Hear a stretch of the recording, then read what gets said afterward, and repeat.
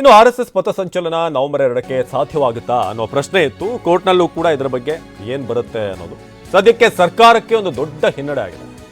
ಸರ್ಕಾರದ ಆದೇಶಕ್ಕೆ ಮಧ್ಯಂತರ ತಡೆಯನ್ನ ಹೈಕೋರ್ಟ್ ಕೊಟ್ಟಿದೆ. ನ್ಯಾಯಮೂರ್ತಿ ಎಂ ನಾಗಪ್ರಸನ್ನ ಅವರಿದ್ದಂಥ ಹೈಕೋರ್ಟ್ ಪೀಠ ಒಂದು ಮಹತ್ವದ ಆದೇಶವನ್ನ ಸದ್ಯಕ್ಕೆ ಕೊಟ್ಟಿದೆ.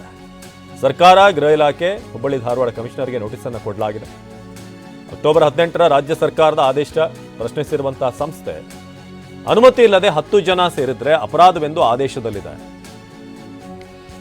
ರಸ್ತೆ, ಪಾರ್ಕ್, ಮೈದಾನ, ಕೆರೆ ಇತ್ಯಾದಿ ಪ್ರವೇಶಕ್ಕೆ ನಿರ್ಬಂಧ ವಿಧಿಸಿದೆ. ಪೊಲೀಸ್ ಕಾಯ್ದೆಯಲ್ಲಿ ಇರುವಂತಹ ಅಧಿಕಾರವನ್ನು ಸರ್ಕಾರ ಆದೇಶದ ಮೂಲಕ ಚಲಾಯಿಸಿದೆ. ಆರ್ಟಿಕಲ್ 19(1)AB ನೀಡಿರುವಂತಹ ಹಕ್ಕನ್ನು ಸರ್ಕಾರ ಕಿತ್ಕೊಳ್ತಾ ಇದೆ.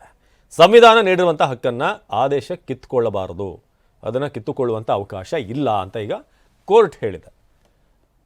ಸೊ ಸಂವಿಧಾನ ಹಕ್ಕೇನಿದೆ ಅದನ್ನು ಕಿತ್ಕೊಳ್ಳೋ ಹಾಗಿಲ್ಲ ಅಂತ.